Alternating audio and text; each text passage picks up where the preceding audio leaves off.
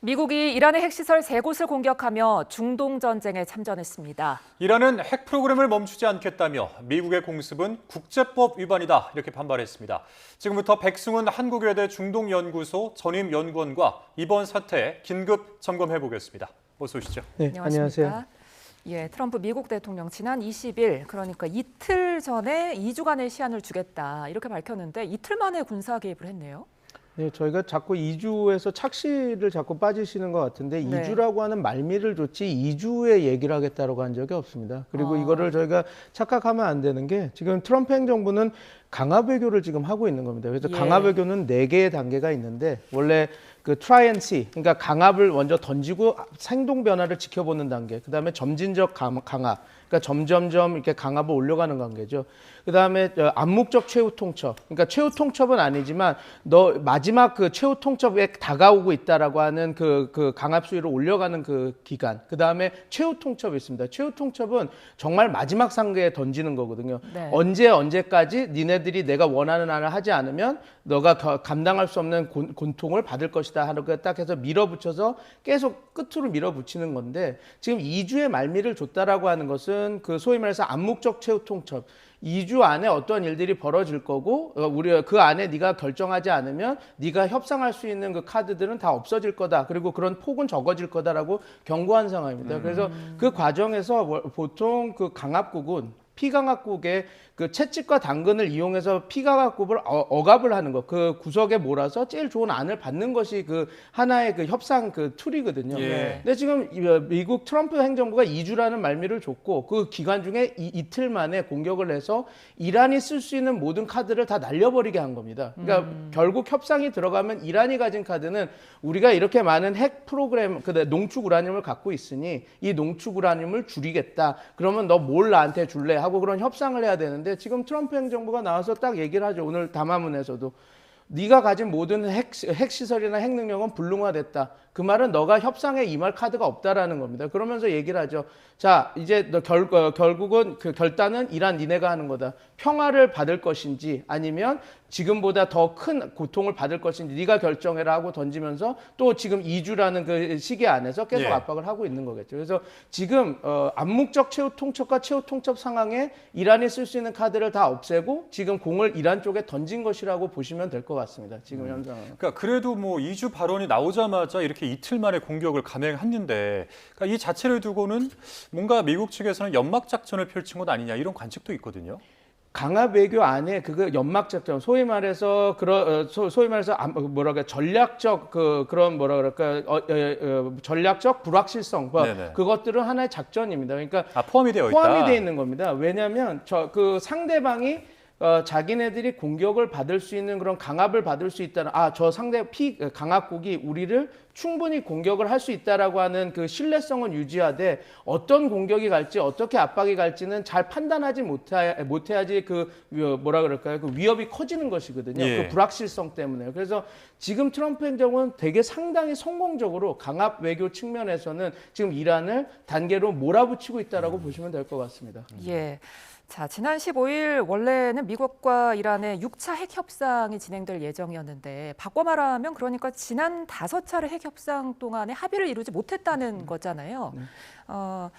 이란의 우라늄 농축을 놓고 이제 접점을 좁히지 못한 거죠. 네, 맞습니다. 그러니까 지금 그 핵 협상에서 미국이 그걸 요청했거든요. 이란아 핵 프로그램, 농축 프로그램을 포기해라. 그러니까 3.69% 농축 우라늄 프로그램을 포기하면 우리가 핵 협상 다시 이렇게 해줄게라고 했는데 이란은 끝까지 포기를 안 한 것이죠. 근데 지금은 텀이 바뀌지 않았습니까? 이제 이란이 쓸 수 있는 카드가 다 없어지니 그냥 항복해라 이렇게 나가고 우리는 농축 우라늄 프로그램을 갖지 못하게 하겠다 이렇게 이야기를 하는 건데 이게 좀 문제가 있는 그 요구입니다. 왜냐하면 농축 우라늄 프로그램을 갖는 것은 우리가 잘 아는 뭐 NPT 체제, 그다음에 IAEA 원자력 핵기구에서도 자치권을 가진 국가한테는 허용한 프로그램입니다. 농축 우라늄 프로그램 자체는 불법이 아닙니다. 그러나 미국은 늘 이란한테 이렇게 얘기를 했죠. 내가 이란 너는 믿을 수 없는 상대방이기 때문에 농축 우라늄을 갖는 거를 허용 못하겠다. 그러니까 포기해라. 이거는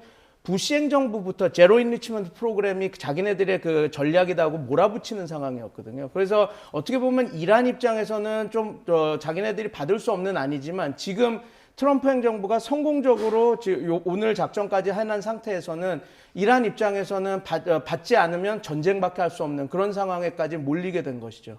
그러면 이게 이제 결국에는 어떻게 되겠습니까? 그러니까 과거에 계속해서 이란 입장에서는 반대를 해왔고 5차례 협상에서도 접점을 찾지 못했다라는 것은 이란 입장에서는 이 핵무기 개발 자체를 절대 포기할 수 없다. 왜냐하면 이것을 유지함으로 인해서 잃는 것보단 그래도 얻는 것이 많다. 이런 판단이 서 있는 상태일 텐데요. 지금 이렇게 보시면 됩니다. 근데 이란 입장에서는 그 1.6 한번 얘기가 나온 게 3.69가 안 된다고 하면 그 밑에 낮춰서라도 1.63, 뭐 1.29, 뭐 어느까지라도 핵 농축 우라늄 프로그램을 갖게 해달라. 그래야지 그 이란 측 입장에서는 국민들한테 자 우리가 최고의 자존심은 지켰다. 우리가 자치권을 가진 국가로서 소위 말해서 풀 플레지 뉴클리어 프로그램 전체 핵 발전 프로그램은 지켰다라고 주장할 수 있는 명분을 가져가야 되는 건데 지금 이걸 못 가져가는 상황이 되지 않습니까? 근데 지금 이란 입장에서도 이걸 이 농축 우라늄을 지킨다라는 것 자체가 지금 별 의미가 없어졌습니다. 지금 핵 시설을 다 타격을 받았기 때문에 그래서 저는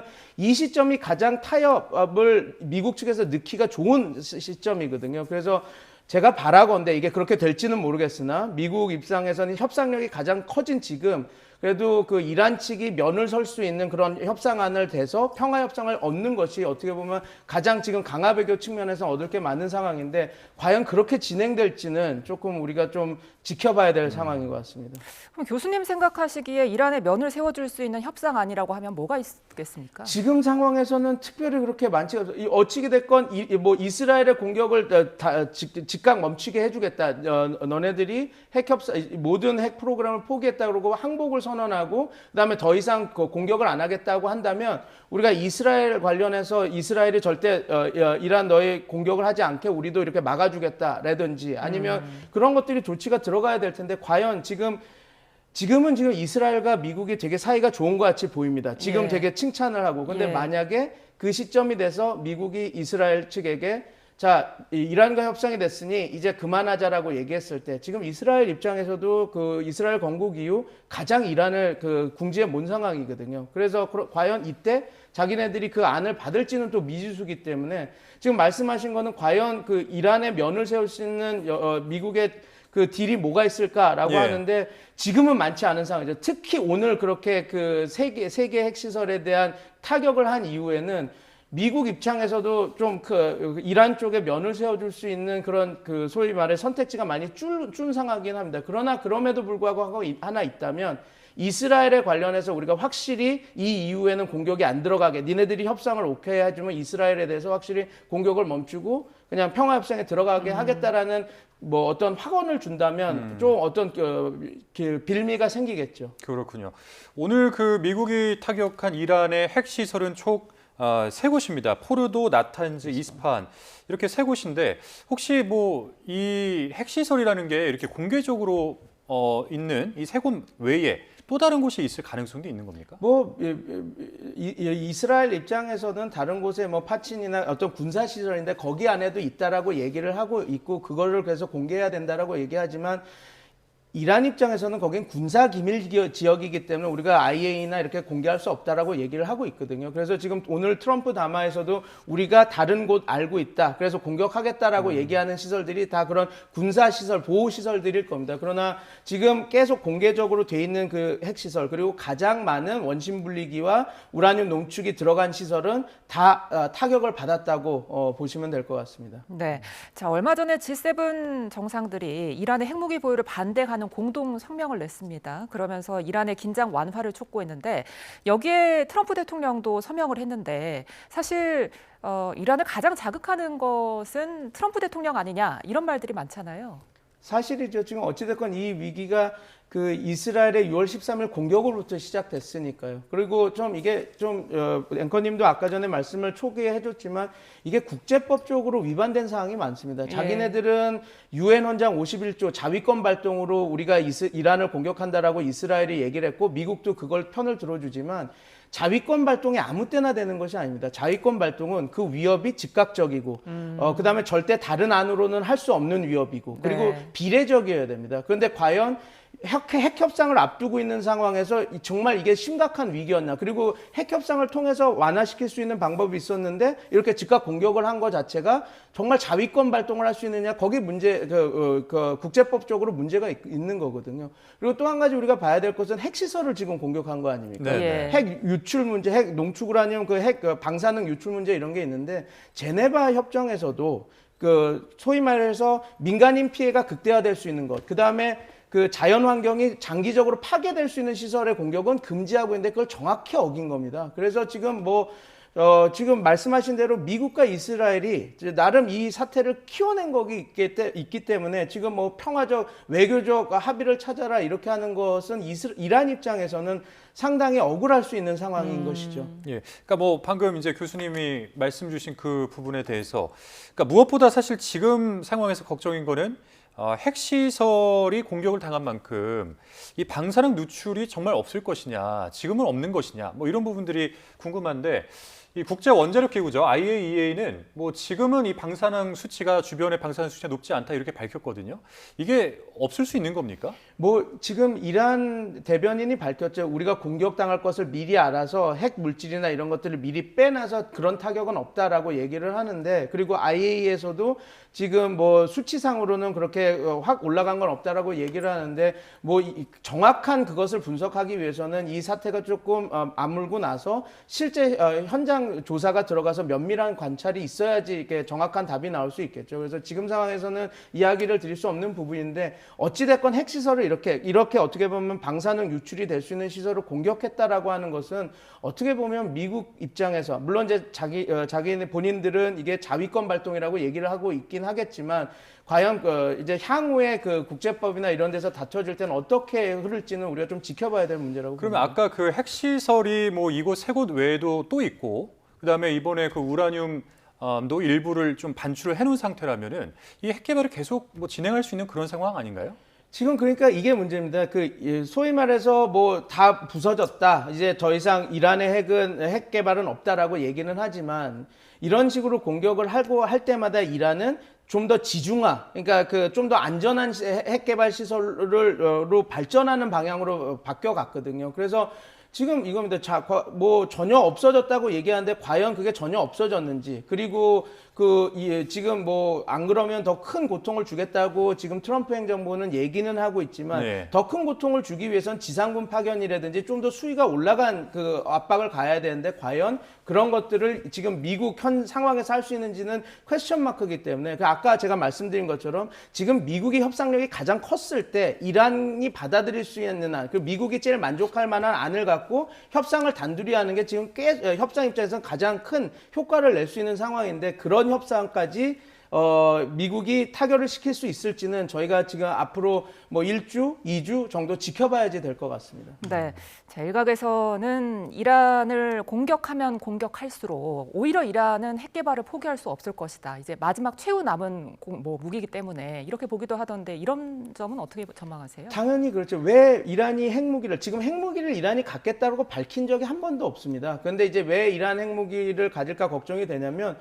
그 핵무기 외에는 자기네들이 절대 상대방과 맞설 수 없을 때 그런 위협들이 커지는 거거든요. 예. 그래서 우리가 소위 말하는 핵무기를 비대칭 전력이라고 하지 않습니까? 우리가 재래식 무기나 여러 다양한 분야에서 상대방을 압도할 수 없을 때, 상대방을 이길 수 없을 때 절대 반지와 같은 느낌으로 핵무기를 갖길 원하는 거고, 그래서 북한이 절대 우리나라 입장에서 보면 북한이 절대 우리나라의 군사력과 동맹국을 이길 수 없으니 핵무기에 그렇게 집착하는 모습을 예. 보이지 않습니까? 그러니까 똑같은 면을 생각해 본다면, 지금 앵커님이 말씀하신 대로 이란이 지금 가질 수 있는 카드가 없어지면 없어질수록 자꾸 핵무기에 대한 것을 소구할 수밖에 없겠죠. 그러나 다시 한번 말씀드리지만, 이란이 아직까지는 핵무기화하겠다, 핵무기를 갖겠다라고 밝힌 적도 없고, IAEA에서도 핵무기 프로그램이라고 할 정도까지의 핵 폭발 실험이, 격발 실험이라든지 그런 것들은 아직 없다라고 얘기를 하고 있으니, 우리가 조금 그 부분에서는 좀 지켜봐야 될 것 같습니다. 예. 네. 자, 이번 미국의 이란 핵시설 공격을 한번 저희가 살펴보게 되면은 B2 스텔스 폭격기로 벙커버스터, 그러니까 GBU 57 이것은 이제 6기를 투하했다라는 거 아니겠습니까? B2 스텔스 폭격기, 그다음에 벙커버스터, 이게 어떤 무기인지 좀 설명을 해주시죠. 뭐 B2 전략 폭격기는 뭐 우리가 다 아는 것처럼 많이 알려져 있죠. 알려져서 레이더에 잡히지 않고 먼 항속을 먼 거리를 가서 타격할 수 있다라는 그 폭격기고.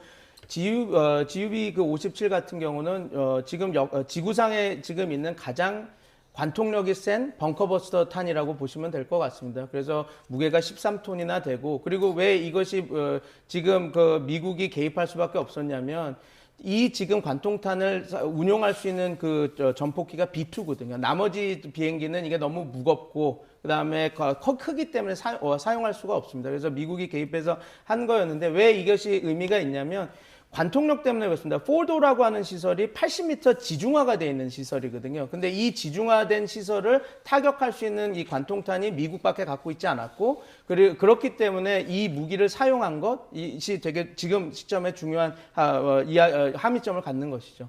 자, 과거 트럼프 미국 대통령이 미국의 이라크 침공을 비판했습니다. 그러면서 지난 대선 기간에도 외국 분쟁에 개입하지 않겠다는 입장을 취했는데요. 지금 입장은 지금 다른 거죠. 관련해서 저희가 녹취 듣고 오겠습니다. Tonight I can report to the world that the strikes were a spectacular military success. Iran's key nuclear enrichment facilities have been completely and totally obliterated. Iran, the bully of the Middle East, must now make peace. If they do not, future attacks will be far greater and a lot easier. 자, 입장이 왜 이렇게 바뀐 걸까요?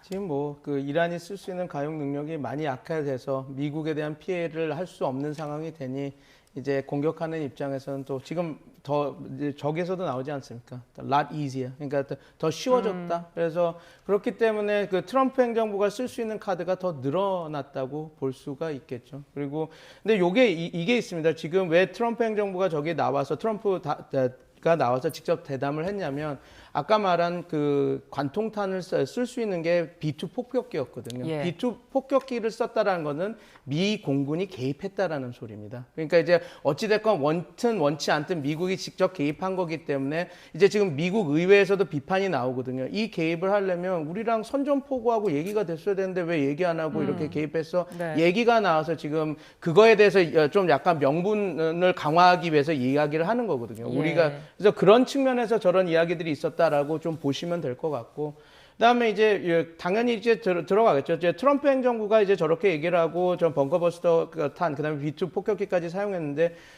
지금은 협상력이 가장 높은 상태이지만 만약에 그 이란 측에서 끝까지 반대를 한다고 한다면 지금 트럼프 행정부에서도 쓸 카드가 아주 많은 건 아닙니다. 지금 내부에서도 저렇게 선전포, 왜냐하면 그 이상의 어떤 군사적인 조치를 취하려면 의회의 승인이 필요한 상황이고, 예. 또 의회 승인이 나기가 쉽지 않을 겁니다. 그리고 뭐 전면전 수준의 지상군 파견이나 이런 것들을 하려고 한다면 이건 또 다른 허들이 있는 거기 때문에 지금 제가 볼 때는 트럼프 행정부도 지금 상황이 가장 그 협상력이 높은 상황입니다. 왜냐하면 내부에서 저렇게 또 싸우는구나, 좀 약간 불협화음이 나는구나라고 하면 이란 입장에서는 또 그게 기회가 될 수 있거든요. 그래서 지금 상황에서는 트럼프 행정부가 지금 최고조에 올랐을 때 좋은 안을 던져서 제일 유리한 안으로 협상을 받는 것이 좋은데, 과연 그런 협상력을 발휘할 수 있을지, 또 이란이 그것을 받을지, 또 그리고 이란이 받았을 때 이스라엘은 또 어떻게 나올지, 그런 것들이 지금 세 가지 측면이 지금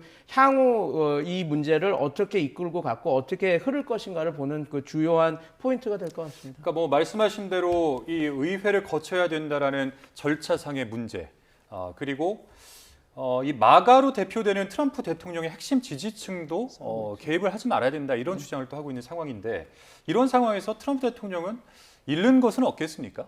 당연히 잃는 것들이 있죠. 의회에서도 그렇고, 이게 아마 이 좀 약간 뭐라 그럴까요? 아주 머들스로 아주 좀 진흙탕이 될 겁니다. 이제 만약에 지상군 파견까지 그것을 올리려고 한다면요. 그래서 뭐 지금 특히 지금 소위 트럼프 행정부를 미는 그 세력들은 아메리카 퍼스트, 미국 우선주의 세력이지 않습니까? 그런데 만약에 이것이 미군의 이란 파병까지로도 해야 되는 상황이 되면, 지금 여태까지 미국이 실패를 했거든요. 그리고 이라크와 아프가니스탄과 이란은 또 다릅니다. 이란은 더 큰 대국이고 인구수도 8천만 있는 대국이기 때문에 이 나라를 컨트롤하고 그 안정화를 시킨다고 하는 것은 미국에 어마무시한 돈이 들어간다라는 의미를 뜻하거든요. 그래서 그렇기 때문에 그 트럼프 행정부 내부에서도 왜 개입을 하느냐, 개입하는 거 우리 미국의 국익이 되지 않는데 왜 남의 전쟁에 우리가 하려고 하느냐 얘기가 나오고 있기 때문에 지금 트럼프 행정부에서도 지금은 되게 그 고조해 있지만 과연 이 협상이 지지부진하게 2주까지 끌어가고 그 결사항전을 했을 때 과연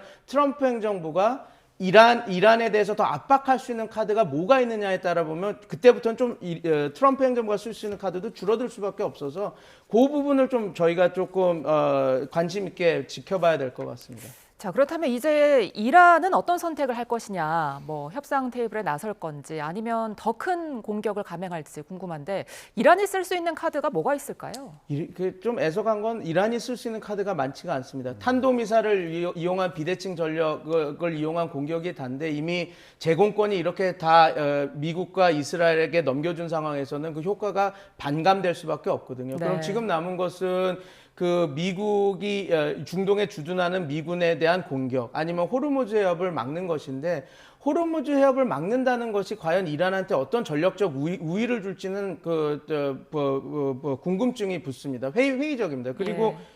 그 1988년에 그 호르무즈 해협을 잠깐 막은 적이 있습니다. 왜냐하면 이란 이라크 전쟁 통해서 이란이 기뢰를 150개 이렇게 설치를 해서 호르무즈 해협을 잠시 막은 적이 있었는데 그래서 그때 당시 사무엘 호라고 하는 미국의 그 구축함이 거의 그 침몰할 뻔한 일도 벌어졌죠. 근데 그거를 이미 미국이 다 경험했기 때문에 지금 태스크포스 56이라고 하는 그 해군 특별작전 명이 있습니다. 그래서 그게 뭐냐면 이란이 설치할 기뢰나 여러 가지 그런 것들을 어떻게 다 형용화시킬지 그런 작전들이 다 있기 때문에 이란 입장에서 호르무즈 해협을 막는다. 그럼 어떻게 막을 것이냐. 그리고 그것이 어느 정도 지속 가능하고 효과는 어느 정도인 것이냐라고 봤을 때 그게 별로 큰 효과를 이룰 수 있는 작전은 아니어서 지금까지는 과연 그 카드를 쓸지 안 쓸지는 저는 회의적이긴 보지만 이란 입장에서는 궁지에 몰리면 그 카드도 쓸 수는 있겠죠. 그러니까 뭐 호르무즈 해협과 관련돼서 이제 반발 수단에 대해서 말씀을 해주셨는데, 그러니까 만약에 이제 반격의 카드를 쓴다라면 이란이 그러면 그때의 상황을 저희가 상정해서 생각을 해보면. 그때는 이스라엘과 미국이 더 강한 공격으로 압도를 하게 되는 겁니까? 어떻게 되는 겁니까? 명분이 생기는 거죠. 왜냐하면 호르무즈 해협이 지금 뭐 자위권 발동 국제사회에도 위협을 주기 때문에 우리가 개입한다라고 했는데 그게 아까 말씀대로 명분이 약하다 그러지 않았습니까? 근데 호르무즈 해협이 막힌다라고 하는 것은 또 다른 문제죠. 왜냐하면 거기가 그 에너지 자원의 그 상당수가 거기를 왔다 갔다 하는 우리나라 입장에서도 중동발 석유 오는 거 99%가 그쪽으로 오기 때문에 거의 다 오는 거기 때문에 우리 에너지 안보에도 위협이 되거든요. 그러면 이스라엘과 미국이 이란을 공격할 때 그 명분이 더 살 수밖에 없겠죠. 왜냐하면 국제사회의 위기를 자기네들이 해결하기 위해서 나설 수밖에 없다라고 하는 명분이 들어가기 때문에요. 예, 알겠습니다. 이 시간에는 여기까지 이야기 듣고요. 저희가 잠시 뒤 6시에 관련 내용 더 짚어보겠습니다.